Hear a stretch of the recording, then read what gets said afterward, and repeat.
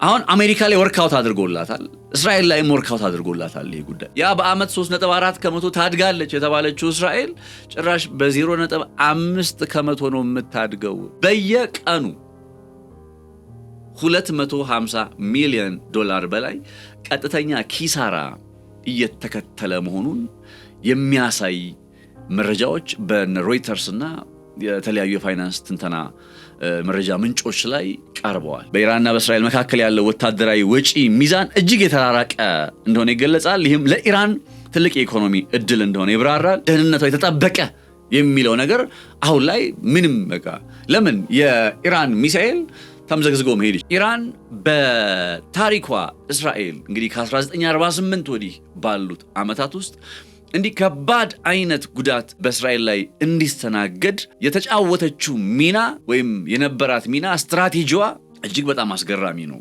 ዓለም ላይ የአይሁዳውያኖቹ ተጽዕኖ እንዴት እንደሆነ ይታወቃልና በጣም ታጋይ ናቸው። የሥራ ዕድል መጥፋትና የገቢ መቀነስ ከባድ የሆነ የዕዳ ሸክም ቢኮዝ እያንዳንዱ ሄዶ አንድ ብድር በአንዲት ሀገር ላይ በተጫነ ቁጥር የዛን ብድር ገፈት ቀማሽ የሚሆነው ዜጋው እንደሆነ ይታወቃል። መንግስት ወታደራዊ ወጪዎችን ለመሸፈን በየወሩ በአማካኝ ከ3 እስከ 4 ቢሊዮን ዶላር የሚጠጋ ተጨማሪ ገንዘብ እየተበደረ እንደሚገኝ ይህም ደግሞ የሀገሪቱን ብሔራዊ ዕዳ በከፍተኛ ሁኔታ ማሳደጉን የነ ፋይናንሻል ታይምስ ኢኮኖሚ ባለሙያዎች ትንታኔ በግልጽ ያሳያል።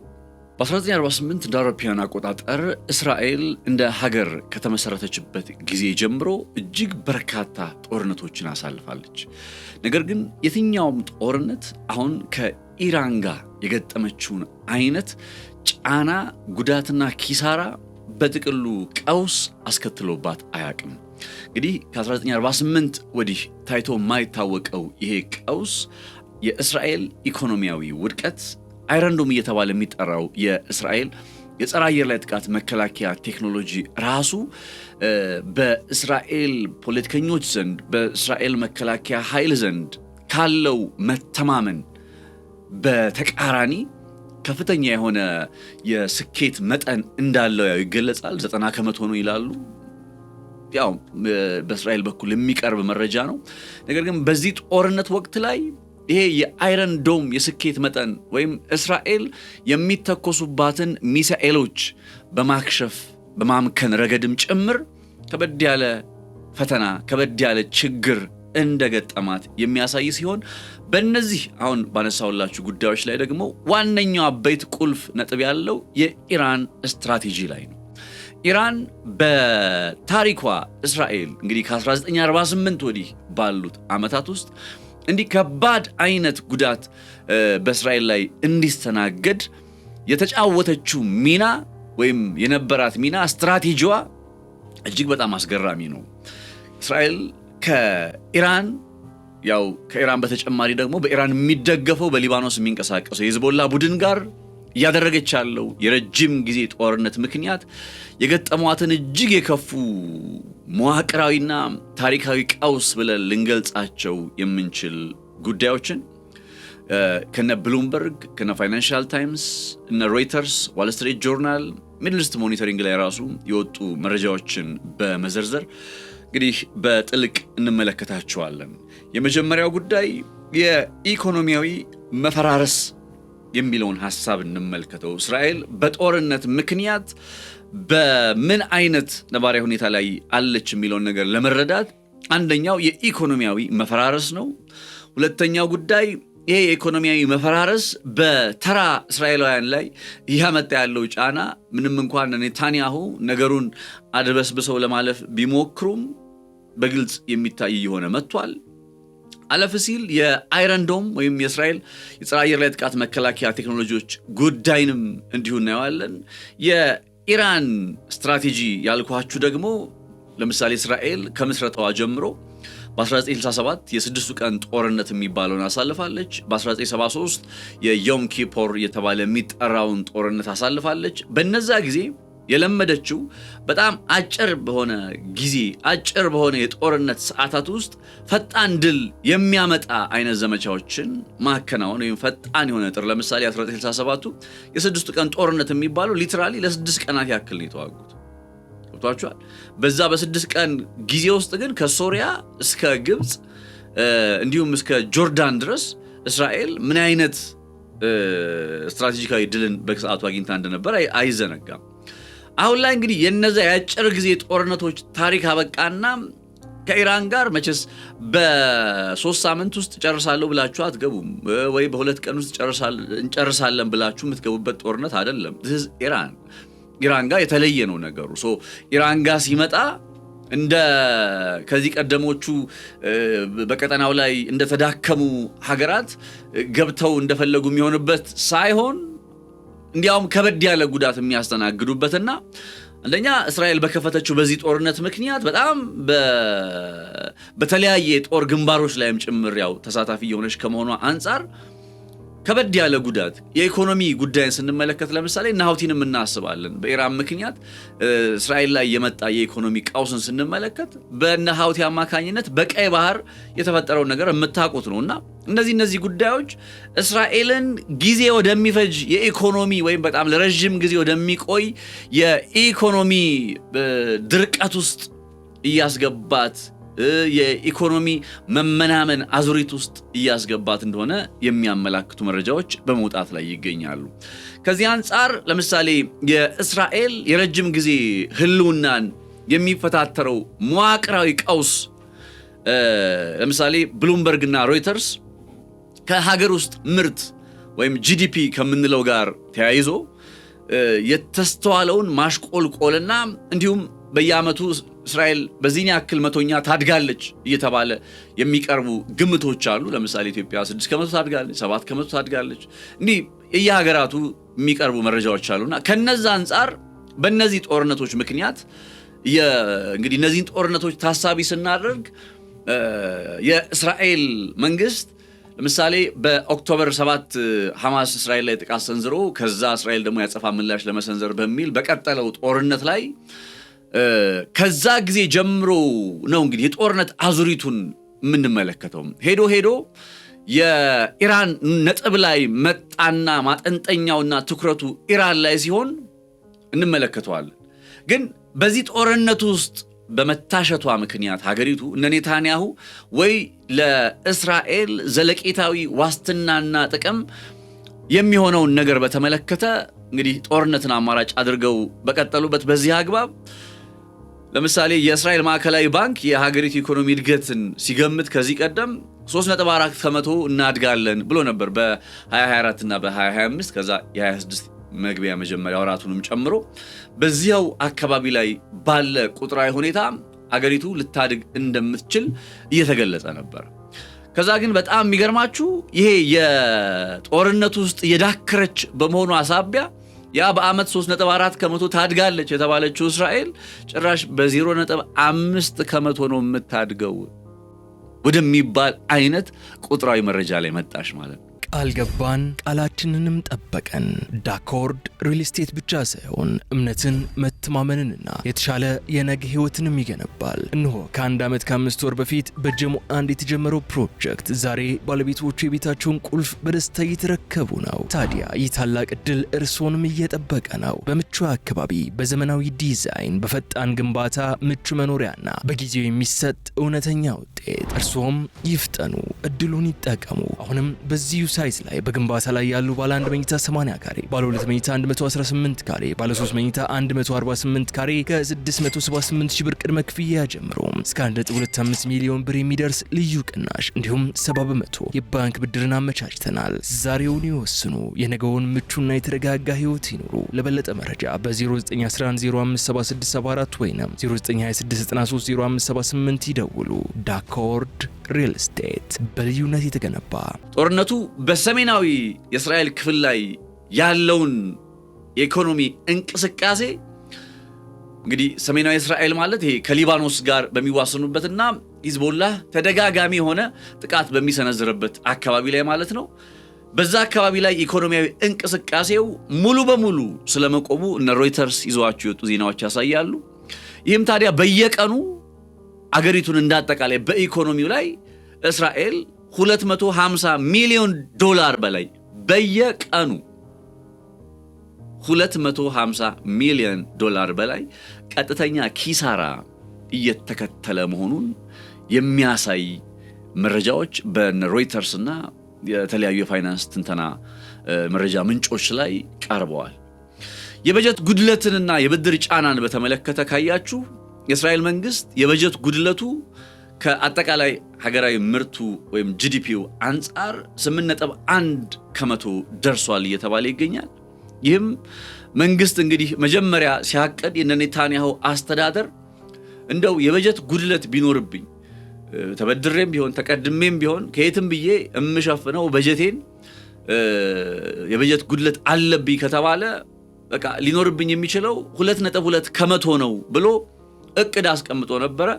ነገር ግን በረጃጅም የጦርነት ጊዜዎቹ ሳቢያ 8.1% ደርሷል። አሁን የእስራኤል አጠቃላይ የሀገራዊ ምርቱ ላይ የሚስተዋል የበጀት ጉድለት መንግስት ወታደራዊ ወጪዎችን ለመሸፈን በየወሩ በአማካኝ ከ3 እስከ 4 ቢሊዮን ዶላር የሚጠጋ ተጨማሪ ገንዘብ እየተበደረ እንደሚገኝ ይህም ደግሞ የሀገሪቱን ብሔራዊ ዕዳ በከፍተኛ ሁኔታ ማሳደጉን የነ ፋይናንሻል ታይምስ ኢኮኖሚ ባለሙያዎች ትንታኔ በግልጽ ያሳያል። እንግዲህ እንዳልኳችሁ ይሄ ከሀገር ውስጥ ወይም ከጂዲፒ እድገት ትንበያ ጋር ተያይዞ ከ3.4% ወደ 0.5% ያሽቆለቆለው በ2024 እና በ2025 እንዲሁም አሁን ላይ ባለው በ2026 ያለውን ጊዜ ታሳቢ በማድረግ ነው። ጦርነቱ በ2023 ያው የኦክቶበር 7 ሐማስ ጋር ተያይዞ የመጣው ጦርነት ማለት ነው። ከዛ ወዲህ ባለው አመታት ውስጥ እንግዲህ 2024 2025 3 አመት ብለን ብንገልጸው በእነዚህ ጊዜያት ውስጥ እንግዲህ የተስተዋሉ የኢኮኖሚ ቀውሶችን ነው እያነሳውላችሁ ያለሁት። የዓለም አቀፍ የደረጃ መዳቢ ተቋማት አሉ ደግሞ እንደነ ሙዲስ የሚባሉ። በነገራችን ላይ ሙዲስ ለምሳሌ አንድ ጊዜ ኢትዮጵያን መጥቶ ኢትዮጵያ ቦንድ ልትገዛ ብላ ነበርና በሰዓቱ የኢትዮጵያ ብድር የመበደር አቅሟ ምን ያክል ነው የሚለውን ጉዳይ መጥቶ ፍተሻ አድርጎ የራሳቸውን ይፋዊ ሪፖርት ያወጣሉ። በእንደዚህ አይነት የሬቲንግ መረጃዎች መነሻነት አበዳሪዎች መልሶ የመክፈል አቅም አላቸው ወይ ሀገራት የሚለውን ነገር A+++፣ BBB+++ እንደዚህ እየተባሉ የሚሰጡ ሬቲንጎች አሉ። አሁን የእስራኤል የዱቤ መተማመኛ ደረጃ ወይም ክሬዲት ሬቲንግ ብለን እንተርጉመው በሙዲስ መረጃ መሰረት ማለት ነው። ይሄ በአንድ ጊዜ ተባለ ከዚህ ከጦርነቱ በኋላ በአንድ ጊዜ በሁለት ደረጃዎች ዝቅ በማለት የBAA1 ወደሚባለው ደረጃ ላይ መጣ። B ካፒታል ከዛ AA1 የራሱ የሆነ ቋንቋ ስላለው ነው ፊደላቱን መጥራት የፈለኩትና እንዲህ አይነት በሁለት ደረጃዎችን በአንድ ጊዜ እስራኤል ብድር የመክፈል አቅሟ ወይም ብድር የመበደር አቅሟ ብትበደር እንኳን የመክፈል ጉዳዩ ጋር ተያይዞ ያለው ነባራዊ ሁኔታ በሁለት ደረጃዎች ዝቅ አለ። ወይም ከጦርነቱ በፊት ከነበረበት አንጻር ከታየ አሁን ላይ በሁለት ደረጃዎች ዝቅ ብሎ ይስተዋላል። ይህ ውድቀት እስራኤል በዓለም አቀፍ ገበያ ለምታገኘው ብድር የምትከፍለውን የወለድ መጠን ወይም የቦሮዊንግ ኮስት የሚባለው ማለት ነው እስከ 2% ድረስ እንዲጨምር አስገድዶታል ይባላል። ይህ ማለት ደግሞ ሀገሪቱ ለብድር ወለድ ብቻ በሚል ቢሊዮን ዶላሮችን እንድታወጣ ትገደዳለች ማለት ነው። አልጀዚራና ሲኤንኤን በጣም ከገረሙኝ ጉዳዮች መካከል በኮንስትራክሽን ዘርፍ ላይ በእስራኤል የኮንስትራክሽን ዘርፍ ላይ የተስተዋሉ ችግሮችን በተመለከተም ያነሷቸው መረጃዎች አሉ። ለምሳሌ እኛውን ቁጥር ማነሳላችሁ እስራኤል ልክ ከሐማስ ጋር ጦርነት ላይ ከገባች በኋላ ፍልስጤማውያን ሰራተኞች ወደ እስራኤል ገብተው እንዳይሰሩ ከለከለች። ከጦርነቱ በፊት ፍልስጤማውያን ሰራተኞች እየገቡ ይሰሩ ነበር እስራኤል ውስጥ። አሁን ያ ጦርነት ሲጀመር እስራኤል በሯን ዘጋች። በዛ ምክንያት በኮንስትራክሽን ዘርፉ ላይ ከ80,000 ገደማ ድረስ የሚጠጉ ሰራተኞችን አጣለች ይባላል። በዚህ ምክንያት ከ50% ገደማ በላይ የሚሆኑ የህንፃ ግንባታ ኦልሞስት ግማሽ በግማሽ የኮንስትራክሽን ዘርፉን ባለበት ያደረቀ ሁኔታ ተፈጥሮ እንደነበር አይዘነጋም። ይሄ እንግዲህ የጦርነቱ በሐማስ ጋር ተያይዞ ተፈጥሮ በነበረበት ወቅት ላይ ያለው ነባራዊ ሁኔታ የሚያሳይ ነው። ምናልባት አሁን ከዚህ ከኢራን ጦርነት ጋር ተያይዞ ደግሞ ምን አይነት ስጋት እየመጣ ነው የሚገኘው? ኢላማ የመሆን ጉዳይም ሌላ ስጋት ሆኖ መጣ። ለምሳሌ አንድ የኮንስትራክሽን ሴክተር ወይም አንድ የሆነ ዘርፍ በምን በኢራን የሚሳኤል ጥቃት ኢላማ ሊሆን የሚችልበት እድልም እንዲሁ አብሮ መስተዋል ጀመረ።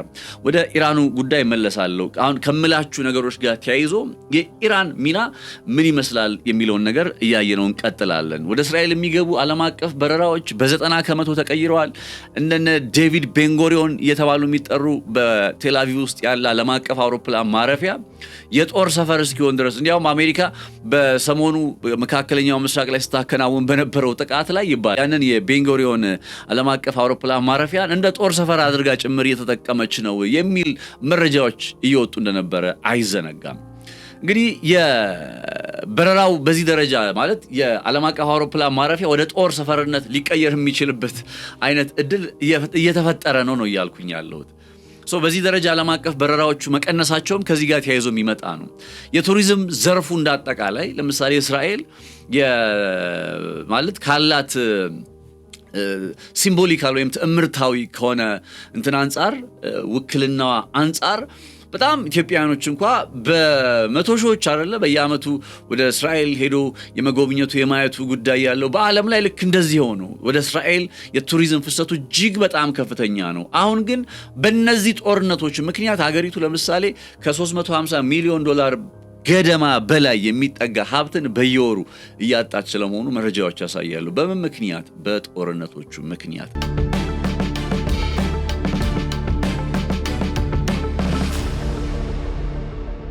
ወደ ዋል ስትሪት ጆርናል ዘገባ ደግሞ እንሸጋገራለን። እንግዲህ እስራኤል አንዱ በዓለም ላይ ከምትታወቅበት ከምትመካበት ዘርፎች መካከል የከፍተኛ የሆነ ቴክኖሎጂ ሃይቴክ የሚባለው ማለት ነውና በዛ ዘርፍ ላይ በጣም ዓለም ላይ እንግዲህ ስማቸው ከሚጠቀስ አሁን ከአርቲፊሻል ኢንተለጀንስ ወይም የኤአይ ዕውቀትና ፈጠራዎች ጋር ተያይዞ ብትጠሯቸው ብትዘረዝሯቸው አብዛኛዎቹ የአይሁድ ዝርያ ያለባቸው በጣም በርካቶች ናቸው።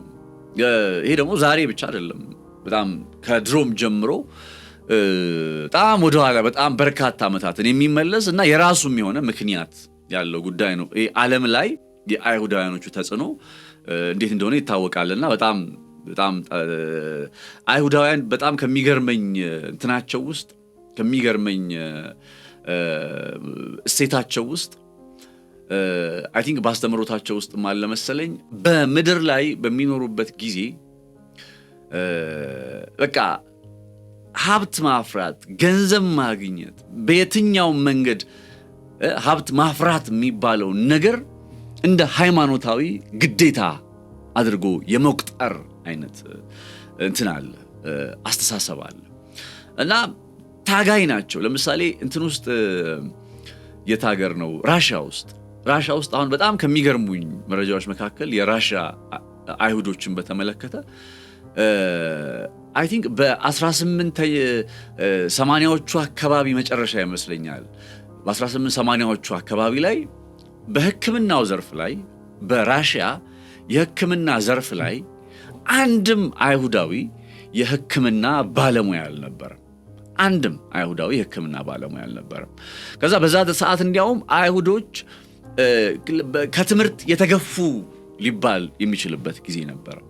ከዛ በጣም በሚገርማችሁ ሁኔታ እንግዲህ 1880ዎቹ ላይ ያንን አይነት ነባራዊ ሁኔታ ውስጥ አንድም ዶክተር አይሁዳዊ ዶክተር በራሻ ውስጥ ያልነበረበት ነባራዊ ሁኔታ ከዛ 1930ዎቹ ኦልሞስት ከ50 ዓመት በኋላ ያለውን ቁጥር ስትመለከቱ አጠቃላይ ራሻ ውስጥ ካሉ የሕክምና ዶክተሮች 42 ከመቶ ዶክተሮች መካከል 42ቱ እንደማለት ነው አይሁዶች ነበሩ። የራሽያ አይሁዶች ማለት ነው። ይህን ነገር ያነሳውላችሁ ጠንካራ ሰራተኞች ናቸው። ይሄ በጣም ፋይተሮች ናቸው። ይሄ ብዙ ታሪክ አለው። የዓለም እንትኖችንም ከመቆጣጠራቸው ጋር ተያይዞ ብዙ የሚነሱ ሐሳቦች እንዳሉ ላነሳ ፈልጌ ነው። የሃይቴክ ዘርፉም ከፍተኛ የሆነ የቴክኖሎጂ እምርታ በማሳየት ረገድ እስራኤል አንዱ የምትመካበት ዘርፏ እንደነበረ አይዘነጋም። ታዲያ ከነዚህ ጦርነቶች ጋር ተያይዞ አኮርዲንግ ቱ ዋል ስትሪት ጆርናል የእስራኤል የወጪ ንግድን ወይም ኤክስፖርት የሚባለውን የሚሸፍነው እንግዲህ 50% የሚሆነውን የእስራኤል የወጪ ንግድ የሚሸፍነው ይሄው የሃይቴክ ዘርፍ እንደሆነ ይታወቃል። የውጭ ኢንቨስትመንት ፍሰቱ ወይም ደግሞ ከዚህ በሃይቴክ ዘርፍ ላይ እየመጡ በእስራኤል ውስጥ ኢንቨስት የሚያደርጉ ኤፍዲአይ ፎሬን ዳይሬክት ኢንቨስትመንት የሚባለው ጉዳይ 60% ቀንሷል። ለምን? በጦርነቱ ምክንያት። እስራኤል ስቲል አለኝ በምትልበት በዚህ የሃይቴክ ዘርፍ ላይ ጭምር እነዚህ ጦርነቶች ምን ይዘው መጥተዋል? አደጋ ይዘው መጥተዋል። አሁን የበጀት ጉድለትን ጉዳይ አነሳን። የኢኮኖሚ እድገት ላይ ለምሳሌ ጂዲፒው ከ3.4% ወደ 0.5% ወርዷል አለን።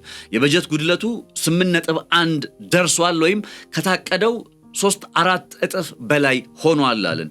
የቱሪዝም ግንባታው ኪሳራ ከ50% በላይ የሚሆኑ የእስራኤል የኮንስትራክሽን ዘርፎች ግንባታዎች መቆማቸው፣ በየወሩ ከቱሪዝም ዘርፍ ላይ $350 ሚሊዮን እና ከዛ በላይ የሚጠጋ ኪሳራ መመዝገቡ፣ የቴክኖሎጂው ዘርፍ ላይ ደግሞ በውጭ ቀጥታ ኢንቨስትመንቱ ላይ በ60% በላይ ማሽቆልቆሉ።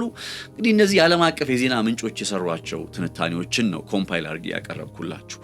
ይሄ ማለት ለእስራኤላውያኖቹ ዜጎች ምን ማለት ነው ካላችሁ፣ ይህ የኢኮኖሚያዊ ችግሮች እንግዲህ በዚህ ጦርነት ምክንያት በቃ እስራኤልን እንዲቀውስ ውስጥ ያስገቡት ጉዳዮች በተራ ዜጋው ላይ እንዴት ይገለጻል ከተባለ፣ አንደኛ ከኢንፍሌሽን አንጻር ወይም የኑሮ ውድነት ጣራ አንጻር ለዜጎች ከባድ የመሆኑ፣ የስራ ዕድል መጥፋትና የገቢ መቀነስ፣ ከባድ የሆነ የዕዳ ሸክም ቢኮዝ እያንዳንዱ ሄዶ አንድ ብድር በአንዲት ሀገር ላይ በተጫነ ቁጥር የዛን ብድር ገፈት ቀማሽ የሚሆነው ዜጋው እንደሆነ ይታወቃል። በቀጥታም ይሁን በተዘዋዋሪ የሀገሪቱ የብድር ደረጃ ክሬዲት ሬቲንጓ በጣም እያነሰ በመጣ ቁጥር 100 ብር ለመበደር ምናልባት ከ100 ብር በላይ ወለድ እስከ መክፈል ሊያስገድድ ይችላል። ማለት እንደዚህ ነባራዊ ሁኔታ አለ ማለት ሳይሆን እየባሰ ከሄደ ማለት ከምትበደሩት ገንዘብ በላይ የተበደራችሁትን ገንዘብ ወለድ ብላችሁ የምትከፍሉት በጣም ኪሳራ እየሆነ ይመጣልና እንደዚህ አይነት ነገሮችን ዜጎች መጋፈጥ ይጀምራሉ። እና እነዚህ ጉዳዮች ለምሳሌ በእስራኤል ውስጥ ከተመለከትነው እንግዲህ እንደ አውሮፓውያን አቆጣጠር 1948 ላይ እስራኤል ከተመሰረተችበት ጊዜ አንስቶ ነገሩን ስናየው በጣም በርካታ ጦርነቶችን አስተናግዳለች ብያቸዋለሁ። የአሁኑ ከ2024 ጀምሮ እስከ 26 ያለው የቀጠለው ጦርነት በእስራኤል ኢኮኖሚ ላይ እያስከተለ ያለው ጉዳት በታሪኳ ሀገሪቱ እንደዚህ አይነት ቀውስ አጋጥሟት አያውቅም ሊያስብል የሚችል አይነት ወይም ከባድና ረጅሙ አይነት ቀውስ ተብሎ ሊገለጽ የሚችለው እንደሆነ ልብ ይለዋል። የቀድሞዎቹ ጦርነቶች ጋር ተያይዞ የተፈጠረ ኢኮኖሚ ቀውስ ከአሁኑ አንጻር እጅግ ከፍተኛ ለምን ሆነ ሲባል የቀድሞዎቹ ጦርነቶች በጣም አጫጭር የሆነ የጦርነት ጊዜ ናቸው። ቅድም መግቢያ ላይ እንደነገርኳችሁ ለምሳሌ ያክል አሁን የ2006 ላይ የሊባኖስ ጦርነት ብለን የምንገልጸውና ዘ ሰከንድ ሊባኖን ዋር የሚባለው ከሂዝቦላ ጋር እስራኤል የተዋጋችበት ጦርነት በ3 ሳምንት ውስጥ ነበር ያከተመው። ከ3 ሳምንት በኋላ ያ ጦርነት ቆሟል። እስራኤል በቃ ለቃ ወጣለች። ሊባኖስንም ቆሟል ጦርነቱ። በዛ የሊባኖስ ጦርነት ላይ ማን ድል አደረገ አላደረገም የሚለው ሁሉም ለየራሱ እንደሚመቸው ሂዝቦላ ማሸናፊ ነኝ ይላል፣ እስራኤልም ማሸናፊ ነኝ ትላለች። ኤኒዌይ ፖይንት እሱ ስላልሆነ በዛ ወቅት ላይ በእስራኤል ኢኮኖሚ ላይ ተስተውሎ የነበረው የበጀት ጉድለት 0.5 ብቻ ነበረ። ጦርነቱ እንዳበቃ በሚቀጥለው ሩብ ዓመት ላይ የእስራኤል ኢኮኖሚ ተመልሶ ማገገም እንደጀመረ መረጃዎች ያሳያሉ። የ1973ቱ የዮም ኪፖር ዋር እየተባለ የሚጠራው ጦርነት በእስራኤል ታሪክ ከፍተኛ የሰው ኃይልና የገንዘብ ኪሳራ ያስከተለ ተብሎ የሚገለጽ የሀገሪቱን ጂዲፒ 30% የፈጀ እንደሆነም ጭምር የሚታወስ ነው። ነገር ግን ውጊያው እንዳልኳችሁ በ3 ሳምንታት ውስጥ ማክተሙ የአሜሪካ የገንዘብ ድጋፍም ኢሚዲየትሊ ልክ ጦርነቱ የዮም ኪፑር ጦርነት 73 ላይ እንዳቆመ የአሜሪካ የገንዘብ ድጋፍም ኢሚዲየትሊ መፍሰስ በመጀመሩ ኢኮኖሚው ከአንድ 10 ዓመት በኋላ ኦልሞስት ከ10 ዓመት በኋላ ማገገም ጀምሯል ተብሎ ይገለጻል። እና የዮም ኪፑር ጦርነት እንዳለቀ 10 ዓመት ፈጅቷል ይባላል መልሶ ለማጋገም። የሊባኖስ ጦርነት 34 ቀናት ያክል ቆይቷል። እንግዲህ ከ34 ቀናት በኋላ ኢኮኖሚው ወዲያውኑ በ7% እንዳገገመ መረጃዎች ያሳያሉ። ቃል ገባን ቃላችን ቃላችንንም ጠበቀን። ዳኮርድ ሪል ስቴት ብቻ ሳይሆን እምነትን መተማመንንና የተሻለ የነገ ህይወትንም ይገነባል። እንሆ ከአንድ ዓመት ከ5 ወር በፊት በጀሞ አንድ የተጀመረው ፕሮጀክት ዛሬ ባለቤቶቹ የቤታቸውን ቁልፍ በደስታ እየተረከቡ ነው። ታዲያ ይህ ታላቅ ዕድል እርስዎንም እየጠበቀ ነው። በምቹ አካባቢ በዘመናዊ ዲዛይን በፈጣን ግንባታ ምቹ መኖሪያና በጊዜው የሚሰጥ እውነተኛ ውጤት። እርስዎም ይፍጠኑ፣ እድሉን ይጠቀሙ። አሁንም በዚሁ ሳይት ላይ በግንባታ ላይ ያሉ ባለ 1 መኝታ 80 ካሬ፣ ባለ 2 መኝታ 118 ካሬ፣ ባለ 3 መኝታ 148 ካሬ ከ678 ሺህ ብር ቅድመ ክፍያ ጀምሮ እስከ 1.25 ሚሊዮን ብር የሚደርስ ልዩ ቅናሽ እንዲሁም 70% የባንክ ብድርን አመቻችተናል። ዛሬውን ይወስኑ፣ የነገውን ምቹና የተረጋጋ ህይወት ይኑሩ። ለበለጠ መረጃ በ0911057674 ወይም 0926930578 ይደውሉ። ዳኮርድ ሪል ስቴት በልዩነት የተገነባ። እንግዲህ የአሁኑ ጦርነት ማለትም ከ2024 ጀምሮ እስከ 26 ያለው ከምስረታዋ ጀምሮ ታይቶ የማይታወቅ ቀውስ ተብሎ ሊገለጽ ይችላል። አንደኛ ረጅም ጊዜ ወስዷል። ሁለተኛ የመጠባበቂያ ኃይል ወይም ደግሞ ሪዘርቭ ሶልጀር የምንላቸው አሉ በእስራኤል ውስጥ ሁሉም ያው እስራኤላዊ ነኝ ያለ ሁሉ ወታደር የመሆን ግዴታ እንዳለበት ይታወቃል። ለአንድ ጊዜም ቢሆን ሀገራቸውን የማገልገል አይነት ልምድ አላቸው። ከ300 ሺህ በላይ የሚሆኑ ወጣቶች እንግዲህ በከፍተኛ የሃይቴክ ባለሙያዎች ሆነው የሚሰሩ መሐንዲሶች ሆነው የሚሰሩ በተለያዩ የሀገሪቱ ኢኮኖሚ ውስጥ ሆነው የሚሰሩ ሰዎች አሁን እንግዲህ ከ2023 ጀምሮ አይደል ጦርነቱ የምናስበው ከ2024 ጃንዋሪ ጀምረን ብናስበው ከዛ ጊዜ ጀምሮ ስቲል በጦርነቱ ስለሆነች እንትኑ ይቀያየራል። ለ2 ወር ለ3 ወር ለ4 ወር ለ5 ወር ረጅም ለሆነ ጊዜ በጦር ግንባር ላይ የመቆየት አይነት ግዴታ ውስጥ ይመጣሉ። ባለፈው ታስታውሳላችሁ አንድ ትንታኔ ሲሰራ በእስራኤል ውስጥ አሁን ላይ የሚያስፈልግ አዳዲስ ምልምል ወታደሮች ቁጥር እንዴት እያሻቀበ እንደመጣና እስራኤል በጣም ብዙ በርካታ የጦር ግንባር ስላላት አይዲኤፍ አሁን ባለው የኔታንያሁ አካሄድ ከቀጠለ ኮላፕስ ያደርጋል እያሉ ያር ላፒድ የሚባሉት የእስራኤል ተቀናቃኝ የፖለቲካ ፓርቲ መሪ አስተያየታቸውን አቅርቤላችሁ እንደነበረ አስታውሳለሁኝና አሁንም እነዚህ ሪዘርቭ የሚባሉ ተጠባባቂ ኃይሎች ረጅም በሆነ ጊዜ ውስጥ በቆዩ ቁጥር አንደኛ ይሰላቻሉ ብቻ አይደለም ድጋሜ ጭምር በስራ ገበታቸው ላይ ሆነው የሀገራቸውን ኢኮኖሚ ሊደጉም የሚችል ስራ መስራት ሲኖርባቸው ግንስ እነሱ ያሉት የት ነው? ጦር ግንባር ላይ ነው ያሉት ወይ በተለያየ አካባቢዎች ላይ ማለት ነው። ጦርነቶቹ ሄደው ኢራን ላይ ደረሱ። ደግሞ ማለት ከባድ ቦታ ላይ ደረሱ። እርግጥ ነው ኔታንያሁ ኢራንን ቀለል አድርገው አይተው ዋናዋ ጠላት ቱርክ ነች የሚል አይነት ድምጽ የሚሰማበት አጋጣሚ አለ። ያው በኔታንያሁ የተዋቀረ ኮሚቴ ስጋቶች በቱርክ በኩል አሉ የሚል አይነት ግምገማ ሪፖርቱን ይፋ ማድረጉ አይዘነጋም። ነገሩ ሄዶ ኢራን ላይ ሲደርስ ኢራን ላይ ሲመጣ ነው በተለይ ደግሞ እንግዲህ እነዚህ እስካሁን የነገርኳችሁ ነገሮች ወደ ክላይማክስ ወደ ከፍታ ላይ መምጣት የጀመሩት ኢራን ላይ ሲመጣ ነው።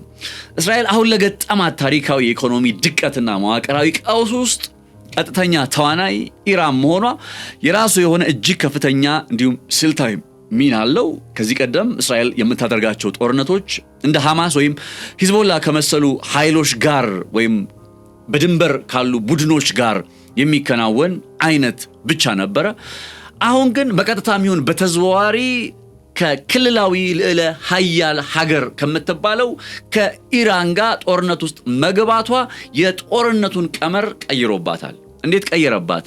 ኢራን በእስራኤል ኢኮኖሚ መዳከም ላይ የተጫወተችው ሚናስ ምን ይመስላል የሚለውን ጉዳይ በተወሰነ ነውና እንቋጫለን። የመጀመሪያው ጉዳይ የኢራን ዋና ስልታዊ ግብ እስራኤል በአጭር ጊዜ ወታደራዊ ፍልሚያ ማሸነፍ ሳይሆን ረጅም ጊዜ በሚወስድ የኢኮኖሚ አድካሚ ኪሳራ በሆነ ጦርነት ውስጥ በመስፈቅ የእስራኤልን ኢኮኖሚ ማዳከም ጭምር ነው።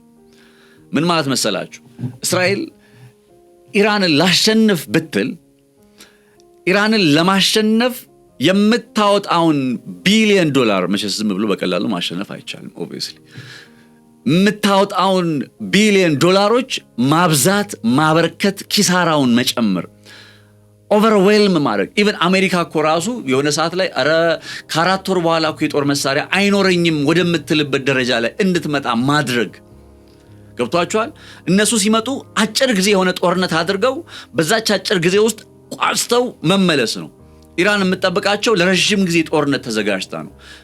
የምትዋጋው ደግሞ በቀጥታ ፊት ለፊት የሆነ የእስራኤልን የጦር ኃይል ምናምን በማለት ሳይሆን ኢኮኖሚያዊ ጫና የእስራኤል ኢኮኖሚ ራሱ ጦርነቱን መቀጠል ወደማይችልበት አይነት ነባራዊ ሁኔታ እንዲመጣ ማድረግ የሚለውን አይነት ስትራቴጂ ነው።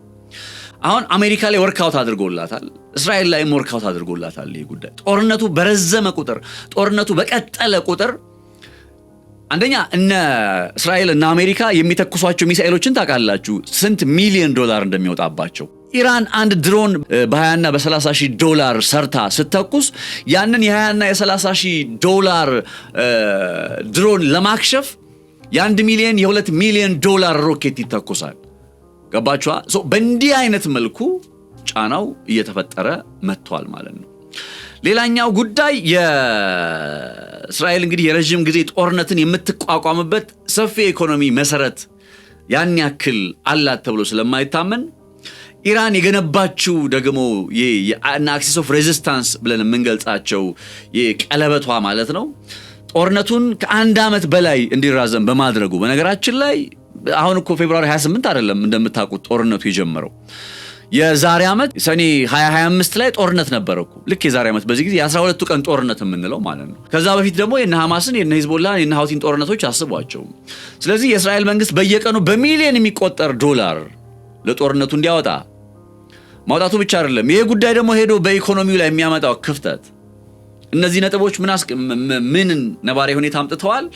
የፎርካስት ሲደረግ የኢኮኖሚ እድገቱ ሲተነበይ 3.8% ነው ምናምን ይሆናል ተብሎ የነበረው አሁን ወደ 0.5% እንዲያሽቆለቁል ምክንያት ሆኗል። ኢራን የራሷን ጦር በቀጥታ ሳታሰልፍ በገንዘብና በወታደራዊ መሳሪያ በመታስጣጣቃቸው ወይም በመትደግፋቸው እንደነ ሂዝቦላ እንደነ ሀውቲ እንደነ ሐማስ በመሰሉ ቡድኖች አማካኝነት እሷ ጋር ጦርነቱ ከመምጣቱ በፊት ኦሬዲ ከማን ጋር የተዋጋሽ ነበር? ከእስራኤል ጋር የተዋጋሽ ነበር። በማን? በእነዚህ ኃይሎች አማካኝነት ሀውቲ እነ ሂዝቦላ እነ ሐማስ ኢስላሚክ ሬዚስታንስ ካታይብ ሂዝቦላ እነዚህ ኃይሎች ጦርነት እስራኤል ጋር ጀምረው ከዛ በቀጥታ ኢራን ላይ ከመድረሳቸው በፊት እዛው ባሉበት ከሊባኖስ ጀምሮ በሶሪያ በኢራቅ በየመን በጋዛ በፍልስጤም ውስጥ ያለውን ጨምሮ በዛ አካባቢ ላይ ኮንቴን ለማድረግ ላይክ ይሄን ነው ቀለበትን ብንለው አይደለ ሶ እዛው አካባቢ ላይ ኦሬዲ ስትዋጋት ነው የኖረችው ከመቼ ጀምሮ ከ2023 ጀምሮ ሶ አሁን በአክቹአሊ በእስራኤልና በኢራን መካከል አክቹአሊ ሆነ የተኩስ ልውውጥ መች ተጀመረ ብለን ስንገልጽ የዛሬ ዓመት ገደማ ወይም ሰኔ 2025 ላይ እንላለን እንጂ ኦሬዲ በጦርነቱ ላይ የቆዩት ግን ከኦክቶበር 7 2023 ጀምሮ ባለው ጊዜ ውስጥ ኦሬዲ ጦርነት ውስጥ አሳልፈዋል።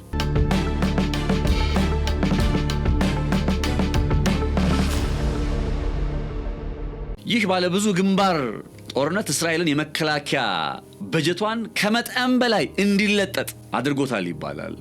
መንግስት የጦርነቱን ወጪዎች ለመሸፈን የሀገሪቱን የበጀት ጉድለት ቀደም ብሎ የነገርኳችሁ መረጃ የሀገሪቱ የበጀት ጉድለት 8.1% ድረስ እስኪመጣ ድረስ ለምንድን ይሄ ሆነው የጦርነቱን ወጪ ለመሸፈን በሚል በቢሊዮን የሚቆጠሩ ዶላሮችን መንግስት የግድ መበደር ስላለበት ከየት ያመጣል? ጦርነት አሜሪካ እንኳን ስንት ብድር አለባት ነው የምንለው። አይ ሚን ሲስተሙ ስርዓቱ እንዳለ ሆኖ ላይክ ከየትም ሊመጣ አይችልም። ገንዘብ ዶላር ከየትም ሊመጣ አይችልም። ገባችሁ? ሶ ያንን ነገር ይሄን አይነት ጦርነት ለመሸፈን የግድ ምን ያስፈልጋል? መበደር ያስፈልጋል። ያንን በመትበደሩበት ሰዓት ላይ በጀት ጉድለቱ መጣ። የበጀት ጉድለት በተራ ዜጋው ላይ ቅድም ያነሳው ነው ነገር አስመለከተ። ይሄ ጉዳይ ከምን ጋር ተያይዞ የሚመጣ ነው? አሁንም እንግዲህ ረጅም በሆነ ጦርነት ውስጥ እስራኤልን በማቆየት ረገድ ኢራን የተጫወተችው ሚና እሷ ጋር ጦርነቱ ከመምጣቷ በፊት ኦሬዲ በሊባኖስ ከሂዝቦላ ጋር በየመን ከሀውቲ በሶሪያ ካታይብ ሂዝቦላ እንዲሁም በኢራቅ ኢስላሚክ ሬዚስታንስ ከሚባሉ ቡድኖች ጋር በመሆን የነሱ አክሴስ በመፍጠር በእስራኤል ላይ ኦሬዲ ከእስራኤል ጋር ጦርነት ስታከናውን ቆይታለች ማለት ነው። ሶ ሌላኛው ለእስራኤል ኢኮኖሚያዊ ጫናና ድቀት እንዲበራከት አንዱ የኢራን ስትራቴጂ እነዚህ አክሲስ ኦፍ ሬዚስታንስ ወይም የኢራን የቀለበት የደህንነት መዋቅሮች ብለን ልንገልጻቸው የምንችላቸው አካላት ናቸው። ሌላኛው ነጥብ የኢኮኖሚ ሚዛኑ እንግዲህ በጣም ከፍ ያለ መጥቷል። በኢራንና በእስራኤል መካከል ያለው ወታደራዊ ወጪ ሚዛን እጅግ የተራራቀ እንደሆነ ይገለጻል። ይህም ለኢራን ትልቅ የኢኮኖሚ እድል እንደሆነ ይብራራል።